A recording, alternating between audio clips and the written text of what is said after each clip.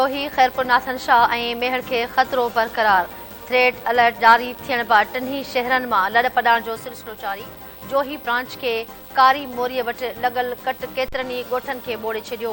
FP बंदि, सुप्रियो बंदि ऐं एमएनबी ड्रेन ते ॿोॾि जे पाणीअ जो वॾो दॿाउ बरक़रार।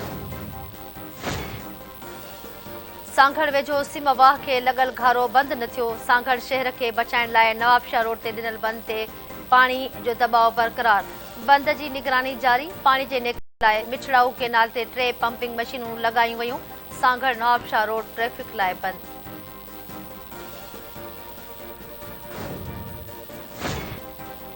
प्राण नदीअ खे मलकाणी शरीफ़ भरिसां बि 300 फुट घारो पइजी वियो। 20 खां वधीक ॻोठ ॿुॾी विया। माण्हुनि खे महफ़ूज़ हंधनि ते मुंतक़िल करण लाइ रेस्क्यू ऑपरेशन। पाणी मलकाणी शरीफ़ ॾांहुं वधण लॻो। शहर मां लॾ पॾाइण। प्राण नदीअ खे झुॾे लॻल घारो बंदि न थियो। बरसातुनि सबबि ॿुॾी वियल झुॾे शहर में हिकु भेरो ॿीहर घारे जो पाणी बि दाख़िल। शहरनि जे सूरनि में इज़ाफ़ो। पाणीअ जे तेज़ वहिकरनि सबबि झुॾो सामार रोड टुटण जो ख़दशो।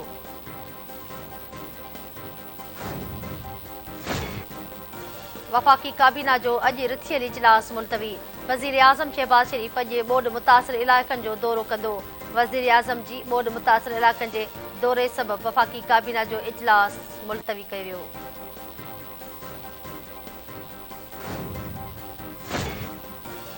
इतलात ऐं ट्रांसपोर्ट खाते जे सूबाई वज़ीर शर्जील इनाम मेमुल चयो आहे त सिंध में चौमासे जी ग़ैर मामूली बरसातुनि सिंध खे वॾो मुतासिर कयो आहे।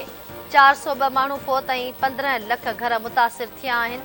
सिंधू दरियाह में वॾे दर्जे वारी ॿोॾि सबबि कचे वारा इलाइक़ा पाणीअ हेठि अची विया आहिनि। इमदादी कार्रवायूं जारी आहिनि। सिंध सरकार ॿोॾि मुतासिरनि खे अकेलो न छॾींदी।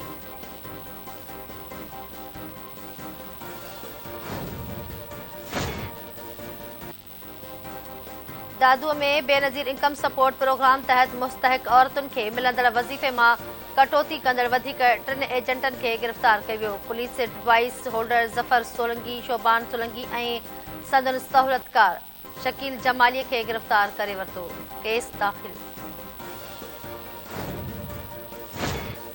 ऐं रेती जे ॻोठ अगण भुटो में बिजली जो करंट लॻण सबबि हिकु ॼणो फ़ौत। 45 वरियनि जे इमाम बख़्श भुटो खे घर अंदरि बिजली ठाहींदे करंट लॻो।